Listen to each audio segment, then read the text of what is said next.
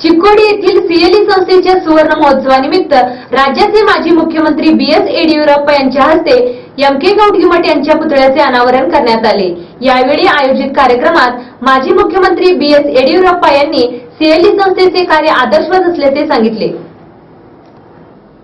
चिक्कोडी येथील सीएलई संस्थेच्या सुवर्ण महोत्सवानिमित्त विविध महास्वामींची व मान्यवरांच्या उपस्थितीत राज्याचे माजी मुख्यमंत्री व भाजप प्रदेशाध्यक्ष बीएस येडियुरप्पा यांच्या हस्ते एमके कवडगीमठ यांच्या पुतळ्याचे अनावरण करण्यात आले।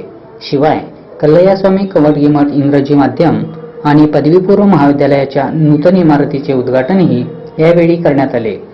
सुवर्ण महोत्सवानिमित्त माजी मुख्यमंत्री येडियुरप्पा व मान्यवरांचे उत्साहात स्वागत करण्यात आले। एमके कवडगीमठ पुतळा अनावरण व नूतन इमारत उद्घाटनानंतर सभेचे आयोजन करण्यात आले होते।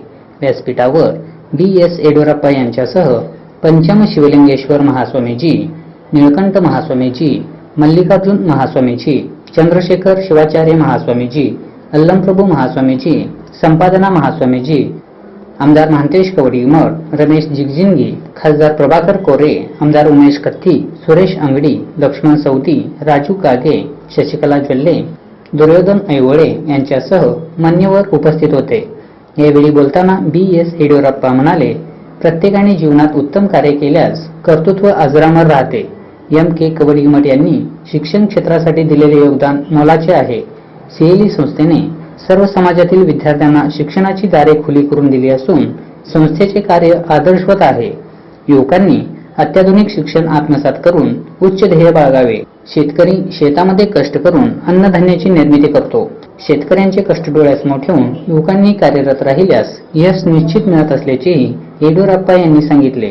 कार्यक्रमास विविध मान्यवर, विविध संस्थांचे पदाधिकारी, जिल्हा पंचायत, तालुका पंचायत, ग्रामपंचायत सदस्य, शिक्षक, भाजपचे पदाधिकारी, कार्यकर्ते आणि नागरिक मोठ्या संख्येने उपस्थित होते। ಕೆಲಸ ಮಾಡ್ತಿದ್ದಂತ ಮಾನ್ಯ ಎನ್ ರವಿಕುಮಾರ್ ಅವರೇ, ಸಂಘ ಪರಿವಾರದ ಹಿರಿಯ ನಮ್ಮ ಪ್ರಮುಖರು, ನಮ್ಮೆಲ್ಲರ ಹಿತೈಷಿಗಳು ಆದಂತ ಮಾನ್ಯ ಅರವಿಂದ್ ದೇಶಪಾಂಡೆ ಅವರೇ,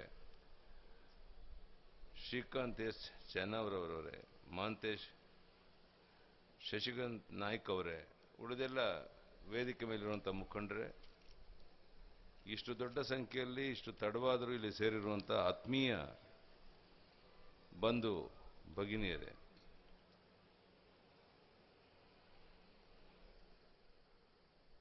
ಕಾಲಚಕ್ರ ಯಾರ ಸಲುವಾಗಿಯೂ ನಿಲ್ಲೋದಿಲ್ಲ। ಈ ಕಾಲಚಕ್ರದ ಪರಿಭ್ರಮಣದಲ್ಲಿ ಅನೇಕ ಸಾಮ್ರಾಜ್ಯಗಳು ಉರುಳಿದವೆ। ಸಾವಿರಾರು ರಾಜ ಮಹಾರಾಜರುಗಳು ತಮ್ಮ ರಾಜ್ಯ ಕಟ್ಟಿ ಬೆಳೆಸಿ ಇತಿಹಾಸದ ಗರ್ಭ ಸೇರಿದ್ದಾರೆ। ಸಮಾಜ ಸುಧಾರಕರು, ಧರ್ಮದರ್ಶಿಗಳು ಕಣ್ಮರೆಯಾಗಿದ್ದಾರೆ। ಅತಿರಥ ಮಹಾರಥಿಗಳು ತಮ್ಮ ಜೀವನ ಯಾತ್ರೆ ಮುಗಿಸಿದ್ದಾರೆ। ಆದರೆ ಅವರು ಇಂದಿಗೂ ತಮ್ಮ ಸಾಧನೆಗಳ ಮೂಲಕ ಜೀವಂತವಾಗಿದ್ದಾರೆ। ಎಂಕೆ ಕವಟಗಿಮಠ ಅವರ ಜೀವನ ಚರಿತ್ರೆಯ ಮುನ್ನುಡಿ ಬರೆದ ಶ್ರೀ ಎಂಪಿ ಪ್ರಕಾಶ್ ಅವರು ಅವರ ಬಗ್ಗೆ ಬರೆಯುತ್ತಾ, ಸೂಫಿ ಸಂತ ರೂಮಿ ಹೇಳ್ತಾರೆ, ಸತ್ತ ನಂತರ ಸಮಾಧಿ ಮಾಡಲು ಜಾಗ ಹುಡುವುದಕ್ಕಿಂತ ಜೀವಿತವಾಗಿ ಇದ್ದಾಗಲೇ ಜನರ ಹೃದಯದಲ್ಲಿ ಜಾಗವನ್ನು ಪಡೆಯಬೇಕೆಂದು ಹೇಳಿರುವುದನ್ನು ನೆನೆಯುತ್ತಾ, ಎಂಕೆ ಅವರು ಜನಮಾನದ ಹೃದಯದಲ್ಲಿ ಸದಾ ಸ್ಮರಣೀಯರಾಗಿದ್ದಾರೆ ಎಂಬುದನ್ನು ಬರೆದಿರುವಂಥದ್ದನ್ನು ತಾವೆಲ್ಲ ಓದಿದ್ದೀರಾ, ಕೇಳಿದ್ದೀರಾ ಅಂತ ನಾನು ಭಾವಿಸಿದ್ದೇನೆ। ಅಂತ ಮಹನೀಯರು, ಶಿಕ್ಷಣ ಮತ್ತು ಸಹಕಾರಿ ರೂವಾರಿ ಮಲ್ಲಯ್ಯ ಸ್ವಾಮಿ ಅಥವಾ ಜನರ ಬಾಯಲ್ಲಿ ಎಂಕೆ ಅಣ್ಣ ಎಂದೇ ಖ್ಯಾತರಾಗಿದ್ದ ಲಿಂಗೈಕ್ಯ ಎಂಕೆ ಕವಟಗಿಮಠ ತಮ್ಮ ಜೀವನವನ್ನು ಸಮಾಜಕ್ಕಾಗಿ ಮುಡುಪಾಗಿಟ್ಟಿದ್ರು। ಇವರು ಪಡೆದಂಥ ಶಿಕ್ಷಣ ತೀರಾ ಕಡಿಮೆ ಆಗಿದ್ರು, ಬದುಕಿನ ಅನುಭವದ ಶಾಲೆಯಲ್ಲಿ ಎಲ್ಲವನ್ನ ಸಂಪಾದಿಸಿ ತಮ್ಮ ಪ್ರತಿಭೆ, ಮುತ್ಸದ್ದಿತನಗಳಿಂದ ಜಯಶಾಲಿಯಾಗಿ ಬಹುಮುಖ ಕ್ಷೇತ್ರಗಳಲ್ಲಿ ನೆನಪಿನಲ್ಲಿ ಉಳಿಯುವಂತೆ ಕಾರ್ಯವನ್ನು ಮಾಡಿದ್ದಾರೆ।